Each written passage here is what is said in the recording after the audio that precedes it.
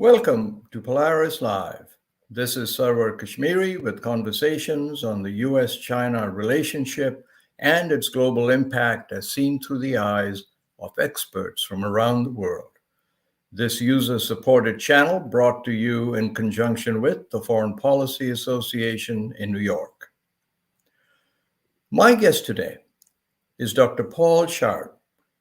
He is former vice chairman of S&P Global, senior fellow at the Harvard Kennedy School.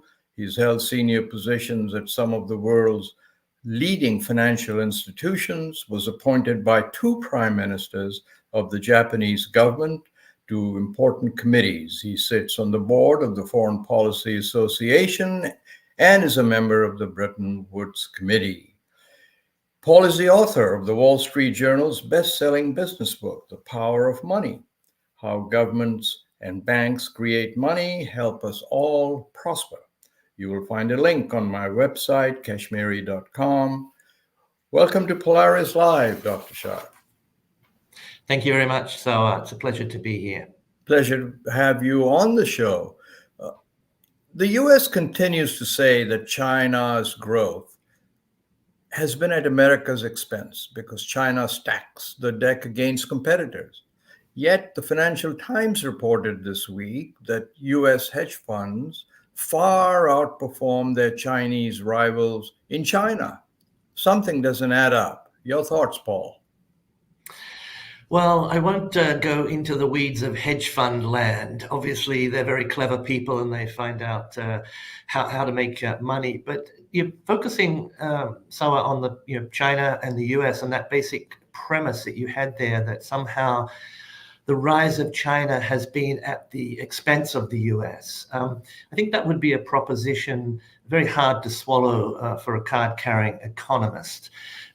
Obviously, while there have been some, I think, kind of reflections on globalization in the last 10, 15 years, did the pendulum swing too far in the direction of free trade and globalization? I think we need to recognize that countries benefit mutually from trade, from investment, from the flow of ideas, from the flow of people. So I think the rise of China, and it has been a rise. Obviously, Chinese growth has dipped down to more 4 or 5% kind of territory the last couple of years, and we had the whole pandemic, which has sort of signal jammed and confused all the data and economic trajectories. But we've had, since China started to open up really full-fledged under Deng Xiaoping in 1979, and then of course with China joining the WTO, the World Trade Organization, in the early 2000s, an explosion of growth in China. But that growth has been intricately linked to other countries prevailing or availing themselves rather of the benefits of being able to import cheaper, good quality. They're voluntarily buying these things from China. And so China's developed into one of the great trading nations of the world. Have there been some problems associated with that, distributional impacts within China's trading partners, particularly here in the US? Yes, of course there have. And I'm sure we'll probably come to some of those. But I think big picture, China now, depending on how you measure it, the biggest or the second biggest economy in the US, alongside the US, and far ahead of the third or the fourth or the fifth. These two large economies are really linked together in a way that is providing mutual benefits, but also leading to some frictions. There's a comment that just came over which kind of connects to what we're talking about, Paul. This person says to respected Dr. Paul Sheard, "Sir, will USA allow Indian rupee to grow much more in global economy on a level of Japan's yen, EU's euro, UK's pound in order to counterbalance Chinese yuan?" I thought I'd read this not because of the substance as much as the statement that will U.S. allow, as though it kind of ties into what we've just talked about. I mean, the U.S. can't really do anything about this, right, Paul? Right. I think some of that question kind of speaks to the so-called reserve currency status of the US dollar, that in the post-war period, we've had a period which, I like to call Pax Americana, where the US was the dominant economy in the post-war period. Started off early post-war period, probably, close to half of global GDP. And it provided a critical role, you could say, as a hegemon, a benign hegemon. Some people challenge that statement, but essentially underwriting global security and opening its markets to the rest of the world and being the consumer of, in some sense, first and last resort, helping Germany and Europe to get on its feet, helping Japan through its high growth period. So it was the kind of the dominant economy, and along with that went this replacement of sterling by the dollar, the US dollar, as the global reserve currency. And it's a fairly dominant position as we speak today. What's the next currency in that line would probably be the euro, but that's still quite fledgling and has some challenges associated with it. And if you go back to the early 1980s in particular, there were a lot of discussion about, with the rise of Japan, would the yen start to challenge potentially the US dollar as a reserve currency? It never really got very far. Reserve currencies have pretty big incumbency advantages. But in the last few years, there's been mounting concern about, is the US kind of weaponizing the dollar, weaponized through sanctions, through other kinds of extraterritorial reach, if you like, and sort of potentially killing the goose in the that lays the Ukraine-Russia situation. Yeah, that most notably, but it's not the only one, but certainly most notably, cutting off Russian banks from the SWIFT system, freezing of Russian foreign exchange reserves, etc. And, I kind of wrote a little bit about this a couple of years ago when it started to happen. And I think that is a dangerous sort of path to go down. Does it threaten immediately the status of the US dollar as the predominant global reserve currency? No, not really. As I said, big incumbency advantage.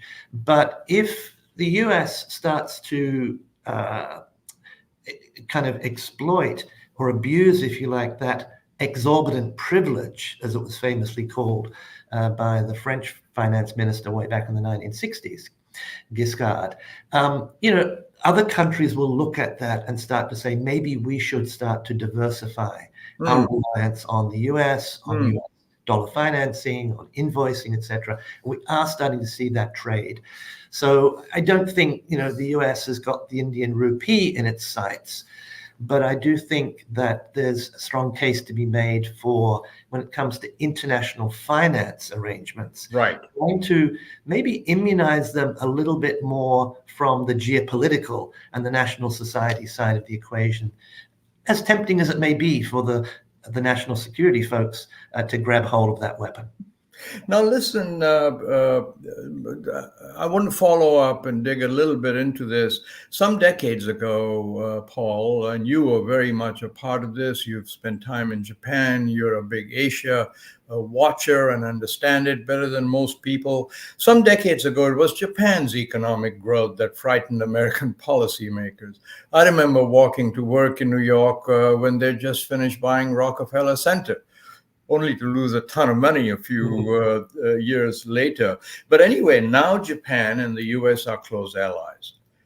Are there lessons that experience can guide US trade officials now as the US continues to think of more and more tariffs, non-tariff barriers? Because just like it was with Japan, we seem to be, if I may use the word, afraid of China's growth.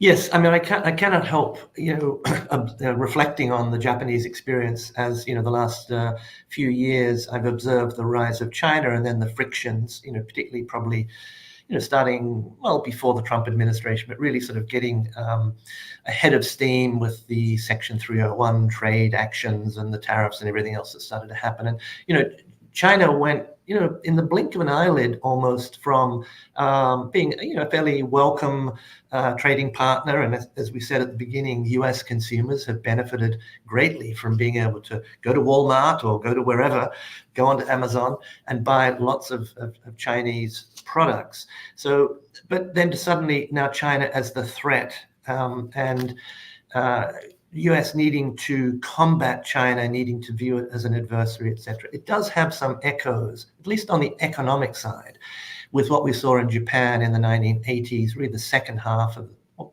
maybe the whole of the 1980s, but particularly the second half, and then the first half of the 1990s, where, if you remember, it was Japan that was going to be number one.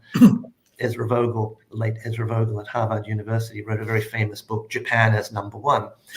Became more popular in Japan than in the US, but nonetheless, there was this feeling that Japan was going to take over, this economic juggernaut was going to take over the world and threaten the US.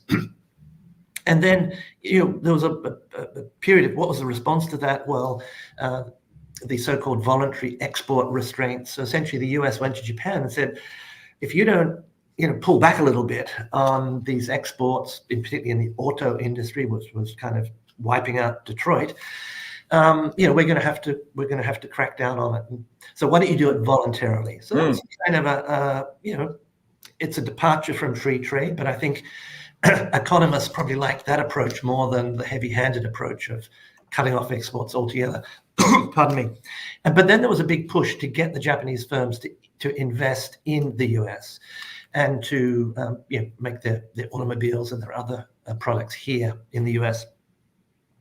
So there's echoes of that with China now. But of course, big difference, Sarwar, and you referenced this in your comment before, is that Japan was a staunch ally of the US. And this goes back, of course, not just to the World War II and how that kind of ended, but to the 1960 U.S.-Japan Security Treaty. So the so-called AMPO in Japanese. The Security Treaty is the cornerstone of U.S.-Japan security arrangements.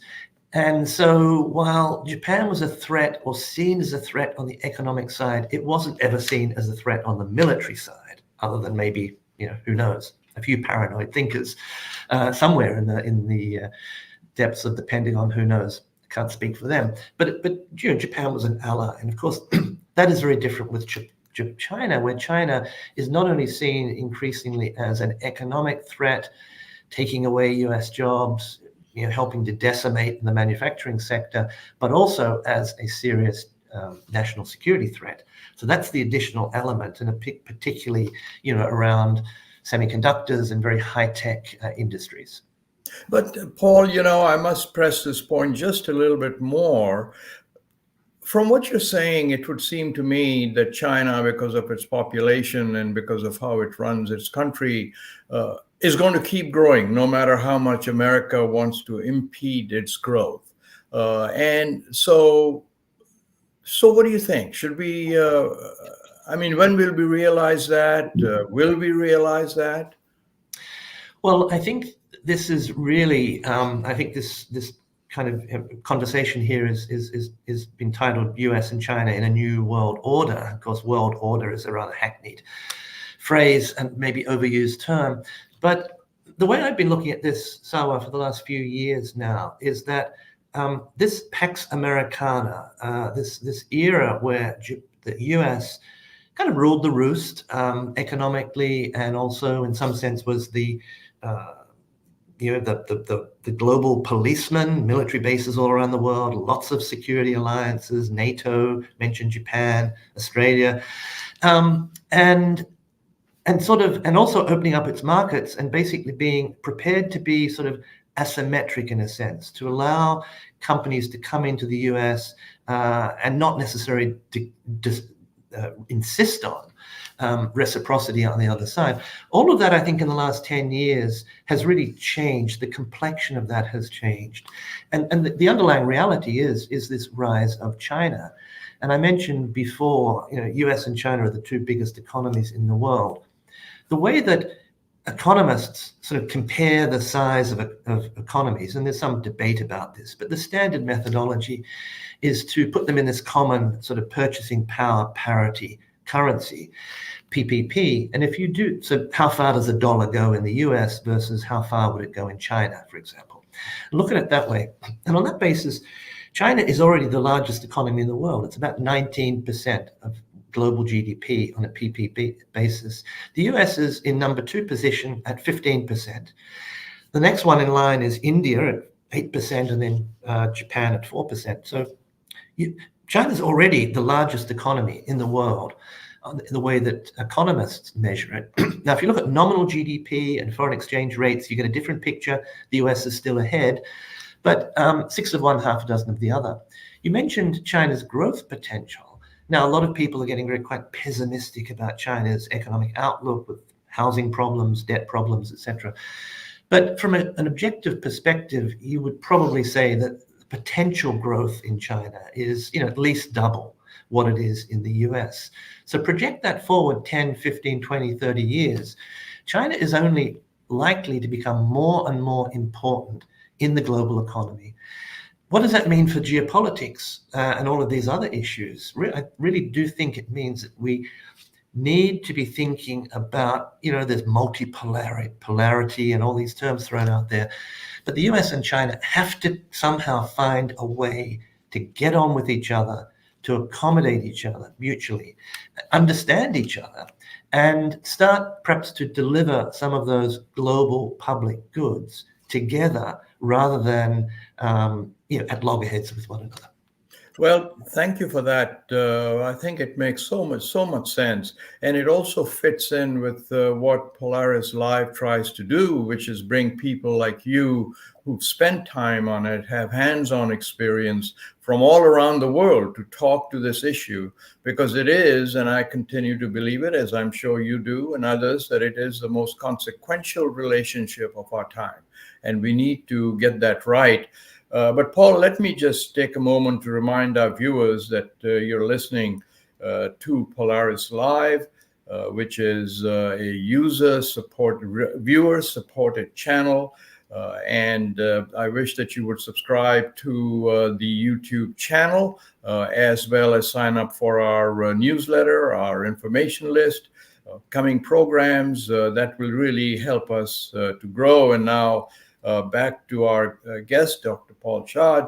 And I'm going to ask you a question which has been on my mind the last few weeks, which is, why has America become so defensive, Paul, about China? What is it in our polity that makes that happen? I mean, shouldn't we be proud that China and Asian countries, which I'm told are going to drive growth over the next few decades, have actually adopted America's successful policies of free markets and exchange rates and freedom to buy and sell? I mean, we should really kind of clap and say, gee, guys, finally you see things our way. Why don't we do that?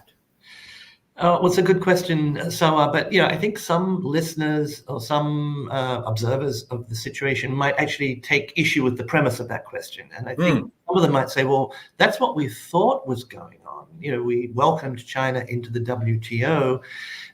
We sort of perhaps were expecting and hoping that over time the politics there would be political and reform in China that sort of matched the economic reform, and that China was adopting a more Western set of values, if you like. And I think at some point in the last 10 years, and I can't exactly pinpoint it, but maybe it was a cumulative effect, this kind of penny dropped in the kind of US national conversation or mind that, wow, China was not perhaps going that way. And of course, you started to have those economic frictions.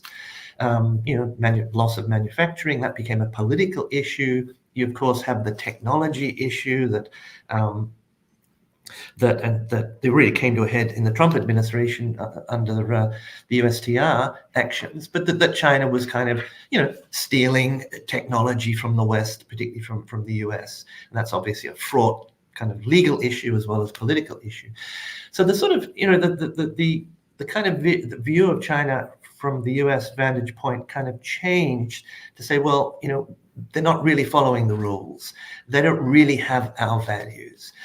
But there's a little bit of and we'll let the lawyers and the national security people and others sort of fight out those debates, and the economists as well.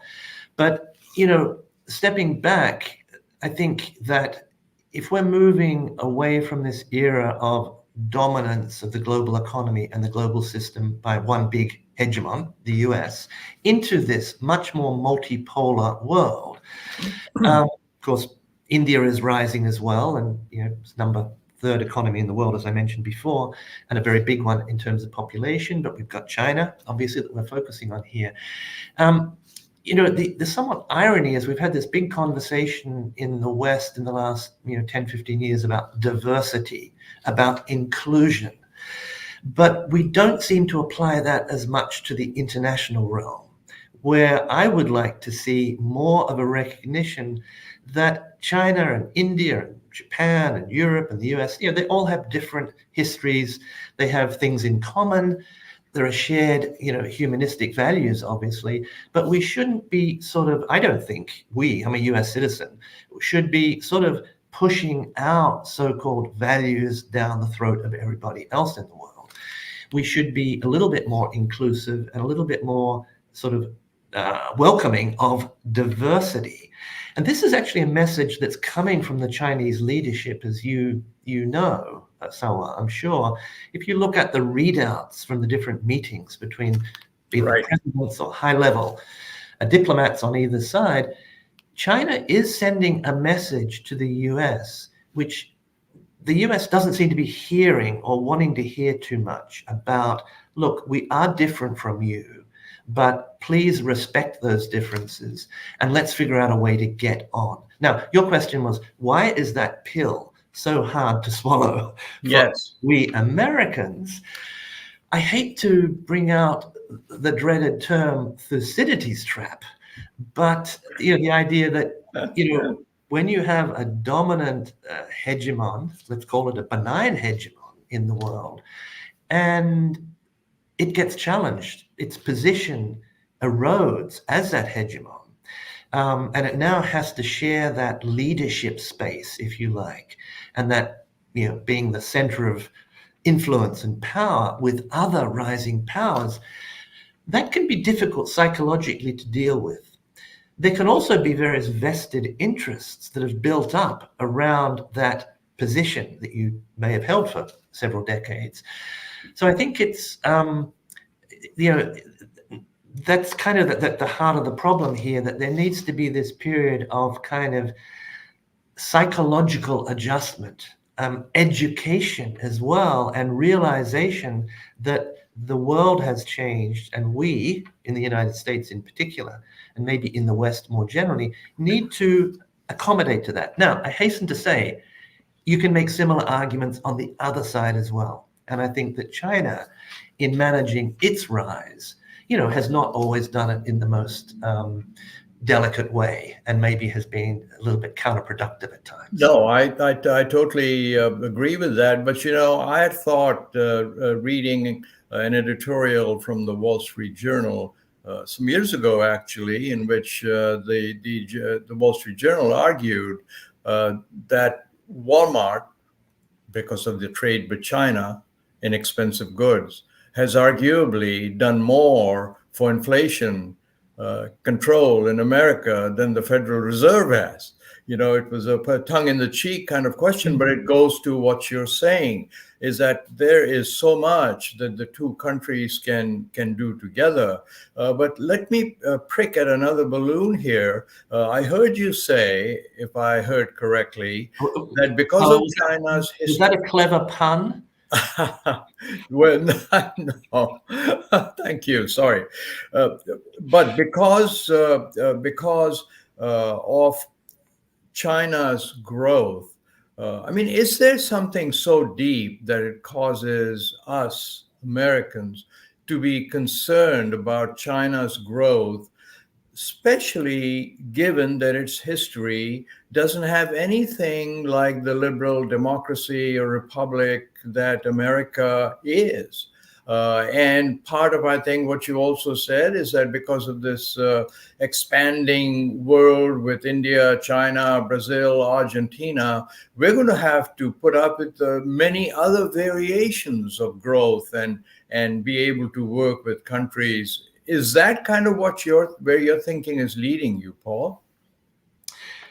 Yes, and I think obviously, again, from the U.S. perspective, I mean, the idea, I mean, we love our Constitution, we love our Bill of Rights, and we're proud of the very contestable sort of democratic system. It doesn't always work perfectly. So I think when you go to the China, then you say, well, hold on a minute, what is the system of Chinese governance?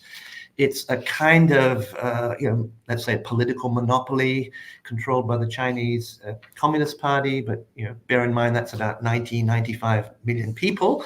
So there's a lot of people in that hierarchy, that political phalanx that are vying for power and are competing. So I suspect there's a lot of internal checks and balances that we kind of don't really perceive from the outside. But I think with the national security issues as well coming to the fore, and I think the China 2025 project that was unveiled a few years ago, where it looked like China was saying, we are going to try to dominate and take over the world in these key areas. That was a little bit indelicate, to say the least, and of course has provoked a reaction on the U.S. side. But we have, we have the semiconductor, the so-called chip war. That's kind of one of the books of the year that everyone's looking at, and of course Taiwan in the middle with things. So the kind of this interaction of the geopolitics, the economics, and the national security, then with a different political milieu in which both countries are operating, again, understandably raises some concerns on the U.S. side. But I would urge that also we look a little bit more and listen to the messages coming from the Chinese leadership as well, where they're really saying, look, we don't appreciate being lectured to about how little democracy we have. Different countries and different civilizations have different ways of implementing or understanding democracy. Obviously, it would be difficult for any American to believe that China was a democratic country, but from the Chinese perspective, they have their own history and their own way of reflecting, if you like, the welfare of their people, 1.4 billion people, in the political system and through the political system to deliver outcomes to the Chinese people. So I think, again, what we need to do on the US side is be less sort of, evangelical about our values, about our democratic system, and try to understand a little bit more where the Chinese are coming from. And I think this is a much more general principle, Sarwar, that one thing that has concerned me in the last few years is diplomacy, as it traditionally was understood, seems to be in retreat. And we seem to be moving into a world which is much more fraught in terms of the military side of things. Wars are breaking out all over the place. And I think we need to somehow bring diplomacy a little bit more into the front row. And the cornerstone of diplomacy, I think, is the first thing you have to do. Put yourself in the shoes of the other side and try to understand how they see the world before you start to impose your view on them. Well, as we run into the closing minutes of this, I still think that there is something about China and America's objections to it that at least I don't fully understand. For example, we continue to power up the relationship with India. Well, a lot of people have written editorials and so on and think that Mr. Modi, the Indian Prime Minister, with this Muslim mosque that he destroyed and built a huge Hindu temple on it, is trampling on the Indian Constitution, which says that India is a secular democracy, right? And we can go around the world and pick other instances. Saudi Arabia might be one, and so on. where things happen that we just cannot tolerate and accept, but we continue to be close allies with them. And I just wonder if there is something at the heart of this U.S. China tiff, daggers drawn relationship, which we're not understanding. And we have a couple of minutes. So if you can have a shot at what people have written PhD theses on in that time, I'd greatly appreciate it. Yeah, I mean, that's a very difficult question, and I may be it may be above my pay grade to answer it. But one thing, of course, may be the communist part of the equation. That